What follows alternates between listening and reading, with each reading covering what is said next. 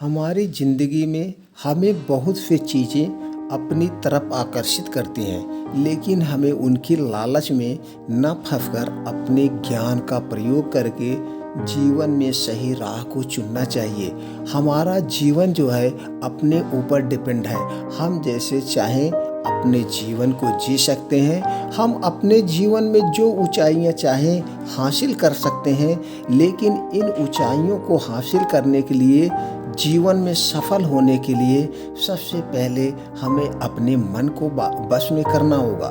ये हमारा जो मन है इतना चंचल है कि हमें इधर उधर दौड़ाता रहता है।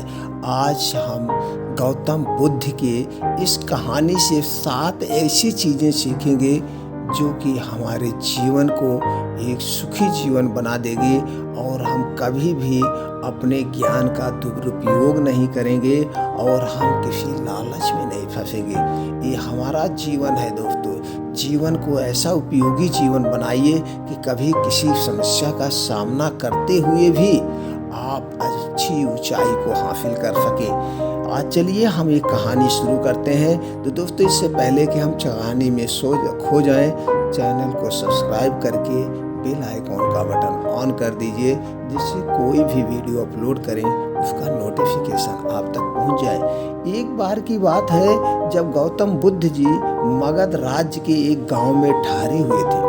गांव से थोड़ा बाहर एक मोची अपने परिवार के साथ रहता था। उस मोची के घर के पास एक तालाब था। एक दिन रोज की तरह सुबह मोची तालाब किनारे पानी लेने गया। वहाँ उसने तालाब में एक बहुत ही अद्भुत पुष्प देखा।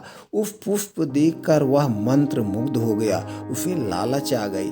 वह पुष्प देखने में ही बहुत सुंदर था और चमत्कारी भी प्रतीत हो रहा था।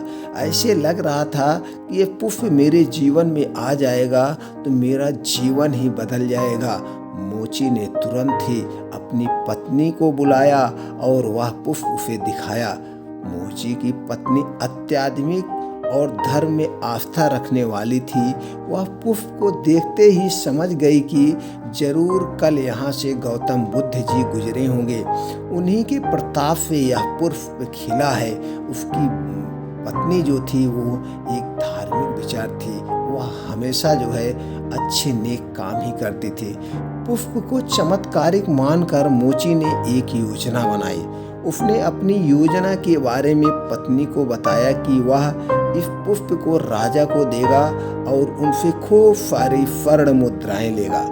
उसकी पत्नी ने भी सोचा कि यह पुष्प उनके किसी काम का तो है नहीं, इसे राजा को ही दे दो, कम से कम कुछ कमाई तो हो जाएगी।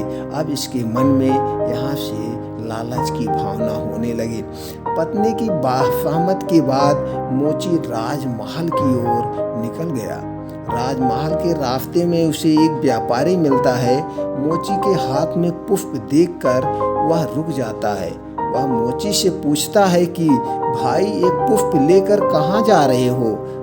मोची कहता है कि मैं यह पुष्प लेकर राजा के पास जा रहा हूँ। इसे राजा को भेंट करके मैं राजा से मुंह मांगा इनाम लूँगा। यह व्यापारी ने मोची को प्रस्ताव दिया कि तुम यह पुष्प मुझे दे दो, बदले में मैं तुम्हें 100 स्वर्ण मुद्राएं दूंगा। मोची सोच में पड़ गया। उसने सोचा कि जब व्यापारी इस पुष्प के लिए 100 स्वर्ण मुद्राएं दे रहा है तो राजा तो और ज़्यादा देगा। यही सोचते हुए उसने व्यापारी को पुष्प देने से मना कर दिया। उसने कहा, नहीं, ये हम आपको नहीं देंगे, इसे हम राजा को भेंट देंगे। थोड़ा आगे चला ही था कि फिर रास्ते में राजा आते हुए नजर आए तो गौतम बुद्ध के दर्शन के लिए जा रहे थे। राजा भी मोची के हाथ में वो दिव्य पुष्प देखकर अचंभित हो गए। राजा ने मोची को पुष्प के बदले 1000 स्वर्ण मुद्राएं देने के लिए कहा।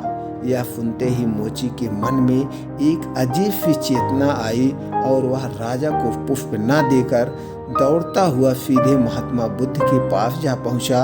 उसने राजा को नहीं दिया। महात्मा बुद्ध जी मोची को देखकर हैरत में पड़ गए। उन्होंने मोची से पूछा तो मोची ने उन्हें सारी बात बताई। इसके बाद मोची ने वह पुष्प महात्मा बुद्ध के चरणों में अर्पित किया और उनसे कहा कि पहले तो मेरे मन में पुष्प को देखकर लालच आ गया था, लेकिन अब मैं समझ गया हूँ कि जिसकी छाया पड़ने से ही एक पुष्प इतना दिव्य हो गया, अगर उसकी शरण में मैं चला जाऊं तो मेरा जीवन भी धन्य हो जाएगा। इसके बाद वह आजीवन महात्मा गौतम बुद्ध का शिष्य बन गया। उसे इतना शिष्य बन गया कि उनका वो भक्त हो गया। दिन रात वह महात्मा बुद्ध के साथ रहने लगा और धीरे धीरे वह बहुत बड़ा ज्ञानी बन गया। अब दोस्तों, इस कहानी से हमें क्या सीख मिली? जो है धन दौलत सब यही रहती है। ये मन का लालच है, ये दिमाग का लालच है।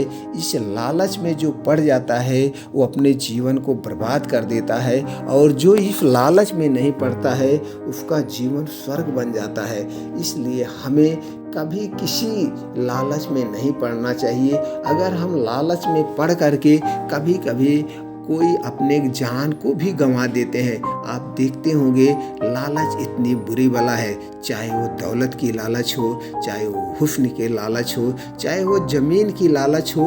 आज जो इस लालच में फंसा है उसका पूरा का पूरा जीवन तबाह हो गया है। लेकिन आदमी ये लालच नहीं सोचता है, ये जवानी के जोश में रहता है, इसे कुछ नहीं पता होता है। लेकिन जैसे जैसे आदमी की उम्र ढलती जाती है और वो बुढ़ापे की तरफ बढ़ता है, उसका उसी तरह से एक एक बीमारियां उसको घेरती जाती है, और जो जवानी में पाप किया है उस पाप की सजा मिलती जाती है। और बुढ़ापे में वो जब पहुंचता है तो फिर सारे कष्टों को झेलना पड़ता है। लेकिन तब उसे एहसास होता है, काश मैं ये गलती पहले ना किया होता। लेकिन जैसे दोस्तों कहा गया है, अब पछताए हो तो क्या जब चिड़िया चुग गई खेत। अब पछताने से क्या होगा जब तो चिड़िया चुग गई है। लेकिन आदमी को उस घमंड में उस समय रहता है, उसे कुछ नहीं सोचता है। जैसे कोई अमीर है, उसके पास इतनी ढेर धन दौलत है, ढेर सारी धन दौलत है, लेकिन उसकी लालच की इच्छाएं कम नहीं होती है। वह सोचता है आज मेरे पास जितना है इसका अगर 2 गुना हो जाता तो मैं और दूसरे के ऊपर धाक जमाता, रोब जमाता, हमारा मान सम्मान होता। क्या जब तुम्हारे पास धन दौलत होगी तभी कोई आपका मान सम्मान करेगा? क्या आपके पास अगर धन दौलत नहीं है तो कोई लोग आपका मान सम्मान नहीं करेंगे? दोस्तों, मान सम्मान उससे नहीं होता है। मान सम्मान अपने आत्मज्ञान से होता है। आप कितने सहनशील हैं, आप कितने का परोपकार करते हैं, आप कितने की सेवा करते हैं, आप कितने को सुख देते हैं। दुख देने से मान सम्मान नहीं मिलता है, सुख देने से मान सम्मान मिलता है। यही उस मोची को समझ में आ गया था और उसने लालच का रास्ता छोड़ करके उसने सत्य का मार्ग अपनाया और यह सोचा कि नहीं, जो सुख हमें सत्य में है, जो सुख हमें ज्ञान में है, जो सुख अपने आत्मा को शांति देने में है, वो सुख धन दौलत में नहीं है। इसलिए उसने 100 रुपये, जब 100 स्वर्ण मुद्राएं पा रहा था तो उसके अंदर लालच था। लेकिन जब राजा ने 1000 स्वर्ण मुद्राएं देने लगी तो उसके अंदर लालच की भावना खत्म हो गई और वह फूल जा करके महात्मा बुद्ध के चरणों में अर्पित कर दिया। अब आप सोचिए, जो किसी आदमी के जाने से, प्रतापी आदमी के जाने से जब फूल में एक खुशी आ जाती है, एक चमक आ जाती है, एक नया तेज आ जाता है, तो अगर किसी के घर में कोई ज्ञानी आदमी है, कोई वैज्ञानिक आदमी है, तो बुद्धिमान आदमी है, तो घर कितना बढ़िया होगा। इसीलिए शिक्षा सबसे जरूरी है। ज्ञान अर्जित कीजिए, अपने मन से लालच हटाइए। जिसके घर में एक पढ़ा लिखा होता है वह घर स्वर्ग बन जाता है। तो दोस्तों, लालच हटाइए, ज्ञान अर्जित करिए और ज्ञान आप पूरे देश में, पूरे समाज में फैलाइए। जितना ज्ञान आगे बढ़ेगा उतना अपना देश आगे बढ़ेगा। इसलिए कभी भी लालच नहीं करनी चाहिए।